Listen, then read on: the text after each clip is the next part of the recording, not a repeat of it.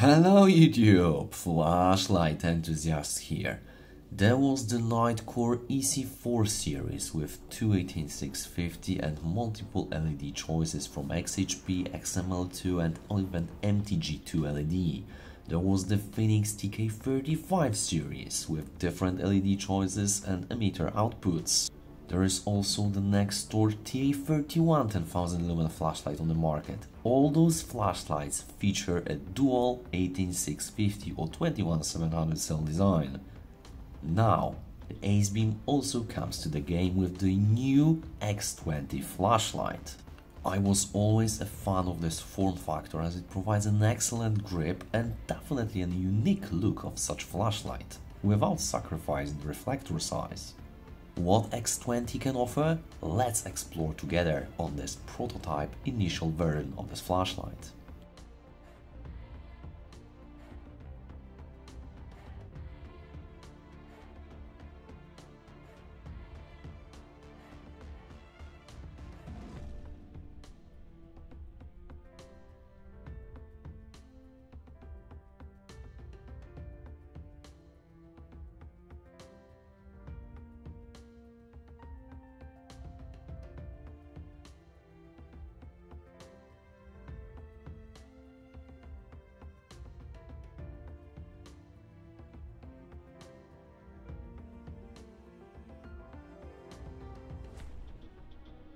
I got this flashlight directly from Acebeam, so if you are interested, there is an affiliate link below this video as well as a coupon code specially for our community to save you some money but also support the channel. Acebeam X20 comes in a standard orange box with key stats displayed under the model name as well as some company details at the back. We've got different color options and as you can see we've got black or green anodization as well as three different LED options: the cool white, Luxion LEDs for highest output, the SFT25R-HI for increased throw, but they are also releasing the optional Nichia 519A for excellent color rendering. Interesting LED choice for this kind of flashlight, however definitely highly appreciated by enthusiasts. Inside the package everything is well organized and the flashlight is protected in the holster. You get a good quality holster with adjustable velcro straps and D-ring. The fitting is really great for this flashlight no matter if you put the head down or up.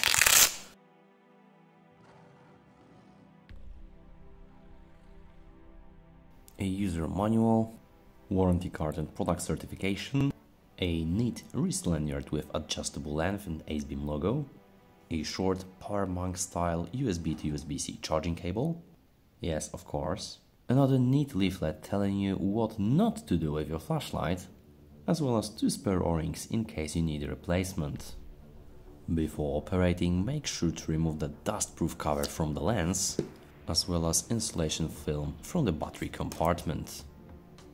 So here it is, the Acebeam X20. Every time I take it into my hands, I am really admiring the simplicity but also elegance of this design.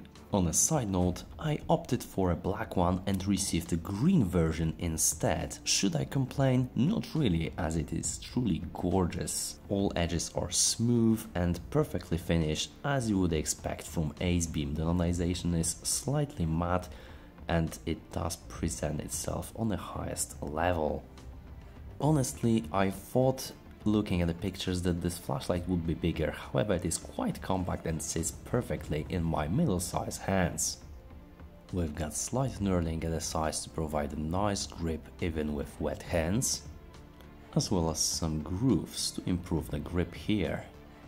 3 deep cooling fins at the head to help dissipate the heat, black slightly granulated bezel, and a set of 2 switches at the tail cup. And yes, you've got 2 lanyard attachments and this flashlight can tail stand without any issue.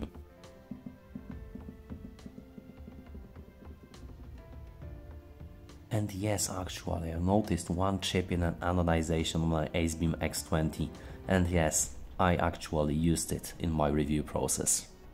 I opted for a throwy version, so we've got 8 SFT25R-HI LEDs for enhanced throw. The reflectors are smooth and quite deep for a flashlight this size, and the beam is definitely on a cool whitish side with visible flower pattern. It does throw quite nicely and provides a decent amount of light both in front of you and long ahead. Even if only 8000 lumens, it does provide way more light that you would need in any situation. Obviously the glass is anti-reflectively coated with this bluish greenish coating, and the glass is of good thickness. What is surprising is that Acebeam decided to include the glow-in-the-dark gasket here, which does illuminate in every time you use the turbo output. Neat, but quite rare feature nowadays. As you expect from a modern Acebeam construction, we've got unanodized threads on the battery compartment with good sealing from O-ring. Gold-plated contacts on the head, everything looks quite smooth, and no glue on screws this time. Perfect! There are two 18650 batteries included in the set, and as you can see, everything is well finished inside too.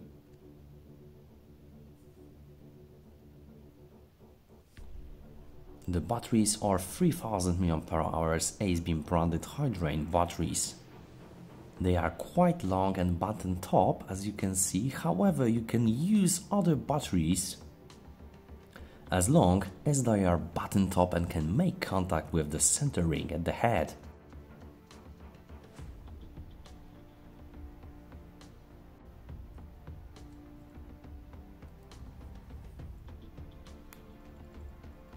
A serious question to you: do you also miss a pocket clip here? Frankly speaking, I really like the switch. The action is just great and it precisely ends up in the position I'd like it to be. One thing to notice is that as it is metal, Acebeam provides some grease underneath to make the flashlight last longer without any scratches. Brilliant! Some users on Reddit reported a problem with this switch with some unpleasant metal scratches. Mine acts perfectly fine. The toggle switch is definitely one of my favorite way of arranging wire that gives you a ton of possibilities. Just like in this Nextor TA30C with magnetic selector ring and another switch. Here in Acebeam X20 we've had three different positions. The first one is lockout, which is just great to incorporate this in the UI without holding the switch. I really appreciate that. When you click the switch in the lockout mode, there is the battery indicator that will blink, and each blink will represent 20%, so if you blink 5 times, you've got between 80 and 100% battery left. Brilliant! When you toggle to the center position, you've got your normal operation. There is your half press, which will always turn on the lowest possible output, which is low 1. Half press will turn the flashlight off, however, if you fully press, it will also turn off. Full press will access the loop of 5 different modes, but low 1 is not in this loop, so we've got low 2, medium 1, medium 2, high, and turbo output in the loop. Once you half press the switch, full press will turn the flashlight off. There is no momentary illumination option, however, which I actually quite miss. Last but not least, there is your tactical or duty mode here and the very right position, and now you've got half press for momentary turbo output. Once you release the switch, it will go off, and full press and hold will go into the momentary strobe. There is no possibility to turn it on constantly, which I also quite miss. It might be that you hold the switch for more than 5 seconds to fully activate the mode, however, this is not the case here as it was in the Acebeam UC20 I reviewed recently. And if you were wondering, in the main mode, so in the center position of the toggle switch, you've got your mode memory once you fully press the switch. However, you have still quite always access to the lowest output when you half press the switch. There is your battery indicator, standard for Acebeam, so green, red and flashing red whenever you're using the flashlight. You can charge your batteries inside the regular charger, however you don't have to. We've got the built-in USB-C charging port under this rubber cover. It does seal quite well, however I would strongly advise to have it in place once you finish the charging.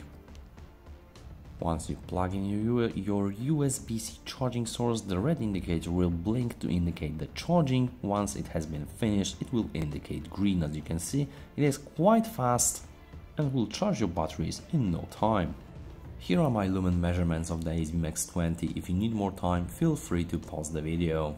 So, this is what you would expect from a flashlight this caliber, and Acebeam X20 definitely does not disappoint. We've got around 8300 lumens at start, and after 56 seconds we still got over 7276 lumens before a quick step down over the course of 15 seconds to around 1846 lumens, with flashlight head achieving around 55 degrees Celsius. Obviously, we've got the flat output regulation, which is a standard in Acebeam flashlights usually, and the flashlight was able to sustain around 1855 lumens, so with overall runtime of 1 hour and 22 minutes before stepping down to lower modes. As you can see, it will not leave you in the dark, with still around 20 minutes at the 145 lumen level before turning off. And what I like in this concept is that only turbo output steps down, but other modes have flat output regulation without any step down. Here we've got high mode with 1748 lumens at start and sustainable around 1655 lumens with overall runtime of 1 hour and 45 minutes before stepping down again to 148 lumens for around 20 minutes again before turning off. Last but not least, I also measured the medium 2 mode, here around 733 lumens at start and a solid 720 lumens sustainable for over 4.5 hours before stepping down to lower mode at around 150 lumens, so definitely consistent output and very solid performance of this model.